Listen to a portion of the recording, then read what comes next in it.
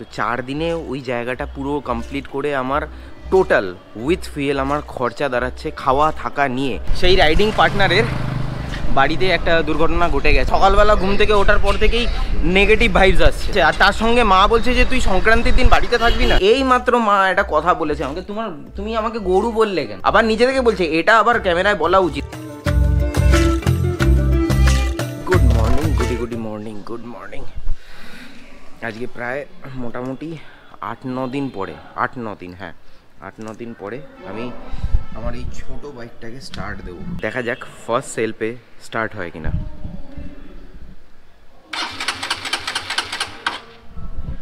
ঠান্ডায় বসে গেছে, জমে গেছে। চোখ করতে হবে, চোখটাকে টেনে দাও। Start, yes. কিছুক্ষণ স্টার্ট থাকুক। এবার স্টার্ট না থাকলে এটা প্রবলেম হবে। স্টার্ট থাকুক, এখন অনেক দিন হয়ে গেছে স্টার্ট হয়নি। তারপরে একটু জিনিসটাকে একটুখানি ঠিক করতে হবে। ও 1 সেকেন্ড দাঁড়াও, বাইকটা সিঙ্গেল স্ট্যান্ডে ছিল, আমি ডবল স্ট্যান্ডে করে দিলাম। তাহলে ইঞ্জিনটা টিল্ট থাকবে না, সোজা স্ট্রেট 90 ডিগ্রি হয়ে যাবে। আর 90 ডিগ্রি হয়ে গেলে পুরো ইঞ্জিন অয়েলটা যেটা রয়েছে সেটা পুরোটা মানে ইঞ্জিনের মধ্যে খেলবে। আচ্ছা, এবারে আসি আমার ট্রিপের ব্যাপারে। তো লাস্ট ব্লগে যেমনটা বলেছিলাম, আমি সব জায়গায় ফোন করেছি, ফোন করে সবাই নেগেটিভ বলছে। বেসিক্যালি প্রবলেমটা হয়ে গেছে এখানেই যে মানে আমি তো গিয়ে তো আমাকে থাকতে তো হবে।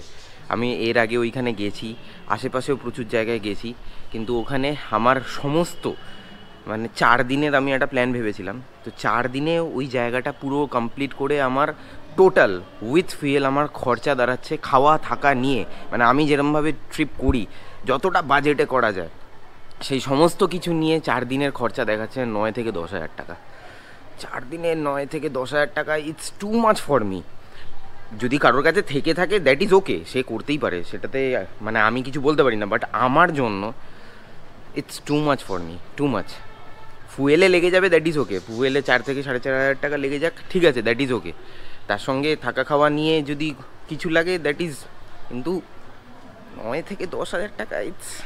বাইকটাকে গিয়ারে রেখে চাকাটাকে রোটেট করিয়ে দিচ্ছি, যাতে চেনটাও একটু রোটেট হয়। সামনের চাকাটা রোটেট করাচ্ছি না, ঠিক আছে, ইটস ওকে। এরকমভাবে আরও কিছুক্ষণ থাকুক।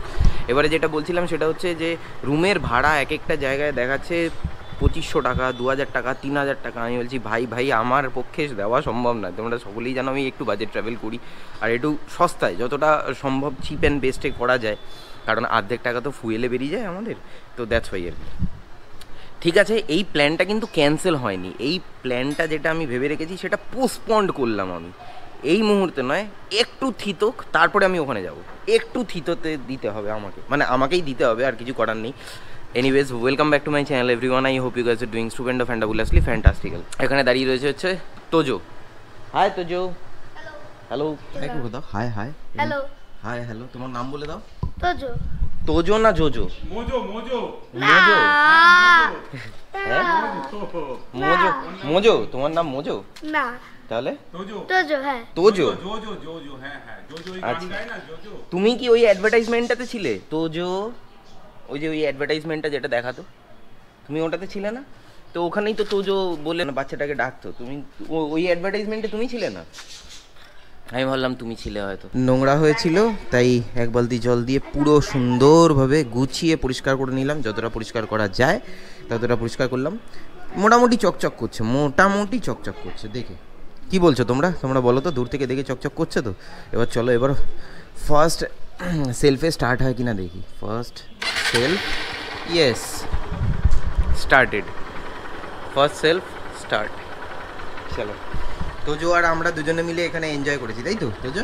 হ্যাঁ, আমরা দুজনে মিলে এখানে খুব এনজয় করেছি। ও এখান দিয়ে জল কিভাবে যাচ্ছে সেটা দেখছে, ফলো করছে, নোটিস করছিল, তাই তো? এইখানে এই জেনে কি ওই জেনে হবে, তারপরে একটা জায়গায় পলিউশন হবে, তারপরে আবার ক্লিন ওয়াটার হয়ে যাবে। বাহ! পিছনের চাকা তো পুরোপুরি বসে রয়েছে, সামনের চাকায় যদিও হাওয়া রয়েছে, পেছনের চাকায় একদমই হাওয়া নেই। তো একটুখানি আগে হাওয়া দিতে হবে, মানে বাইকটাকে আমাকে ঠেলতে হবে, এখন চালাতে পারবো না।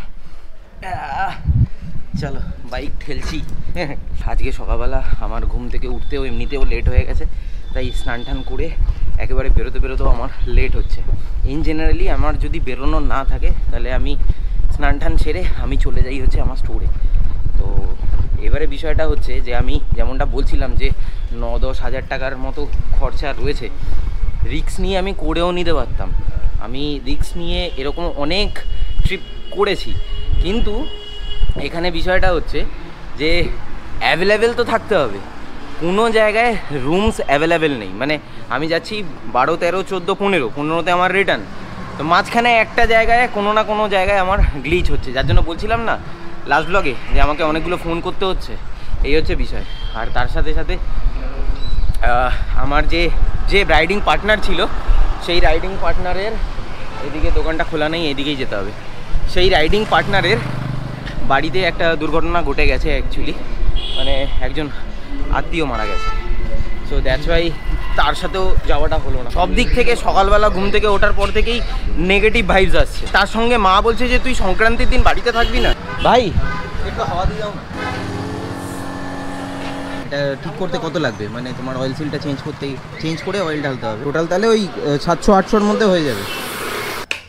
তাহলে 1 নম্বর হয়ে গেল ওখানকার হোটেলের প্রাইস অ্যাভেলেবিলিটি। কারণ আমি জানি ওখানকার হোটেল প্রাইস বলো বা হোমস্টের প্রাইস বলো বা হস্টেলের প্রাইস বলো, কারণ আমি ম্যাক্স টু ম্যাক্স হস্টেলেই থাকি, ওখানকার প্রাইস অত হয় না। এখানে এখন মাস চলছে, একটা সিজন চলছে, দ্যাটস ওয়াই ওখানে এরকম প্রাইস হাই রয়েছে। সেকেন্ড ব্যাপারটা হয়ে গেল আমি যে রাইডারের সাথে যাব, মানে যার সাথে, যে রাইডার বলবো না, আমার বন্ধু হয়, ছোট ভাইয়ের মতো হয়, তার বাড়িতে একটা দুর্ঘটনা ঘটে যাওয়া। 3 নম্বর হয়ে গেল মা ওইরকমভাবে বলছে তুই মকর সংক্রান্তির দিন, মানে সংক্রান্তির সময় তুই ঘরে থাকবি না, সেই সমস্ত জিনিসপত্র। এবং 4 নম্বর হয়ে গেল বাজেট।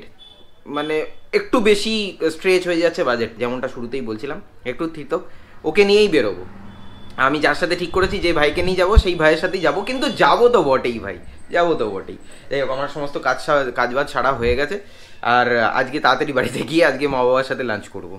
আজকে সানডে। গরম গরম ভাত, বেগুন ভাজা, শাক, এখানে হচ্ছে লাউ, ফুলকপি আলুর তরকারি, লঙ্কা, ওখানে লঙ্কা, নুন। মা তাহলে সংক্রান্তিতে ঘরের ছেলে ঘরে থাকছে, তাই তো? হ্যাঁ, মা খুব খুশি। কই দেখি একটু।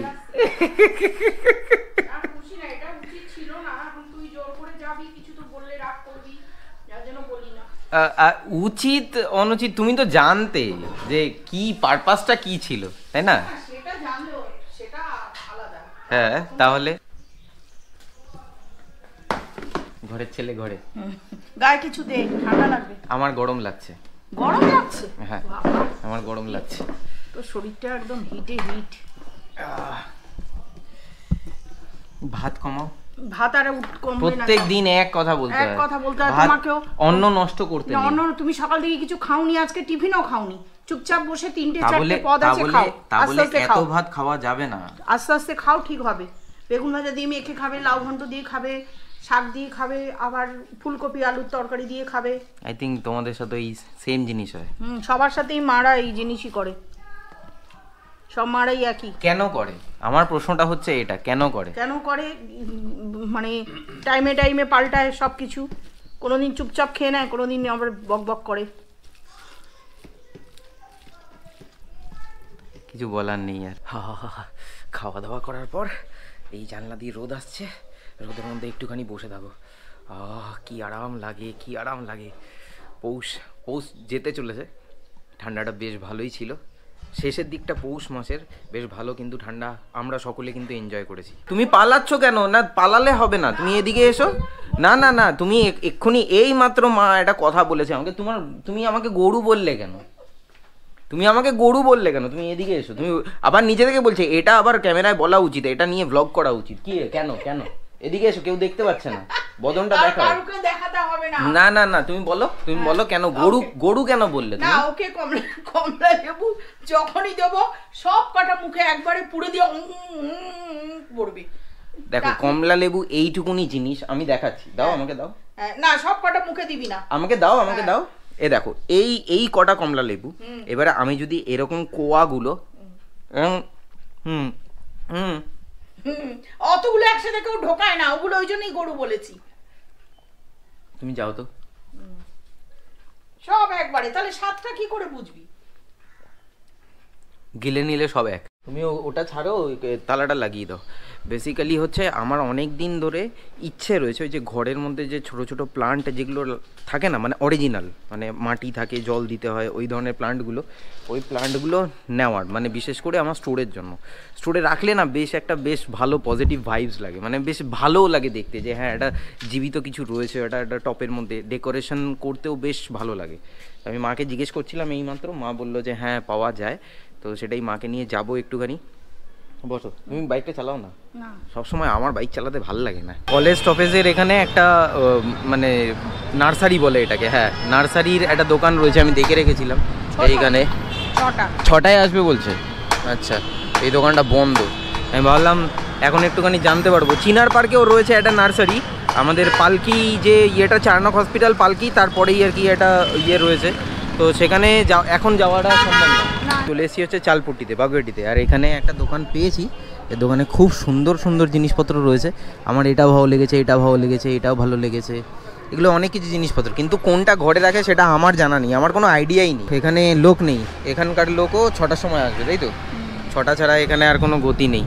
এই হোক, ঠিক আছে, যদি সন্ধ্যেবেলার দিকে সম্ভব হয় তাহলে 6টার সময় একবার ট্রাই করবো, একবার জিজ্ঞেস করে রাখবো। বার্গেনিং করতে হয়। A few hours later. 6:30টার পরে ওই দোকানটাতে গেছিলাম, গিয়ে জিজ্ঞেস করলাম, সমস্ত জিনিসপত্র জানলাম, এত ভ্যারাইটি আমার মাথা খারাপ হয়ে গেছে।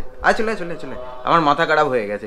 এবারে বিষয়টা হচ্ছে অনেকগুলো গাছ দেখালো, তার মধ্যে ছোট ছোট ওই স্নেক প্ল্যান্ট বলে কিছু একটা হয়, তারপরে ওই স্টুডেন্ট বসে আছে। আচ্ছা তারা তুমি কি এডিট করে নেবে এটা পরে? হ্যাঁ পরে এডিট করবো। আচ্ছা, আমি 30 টাকা দাও না।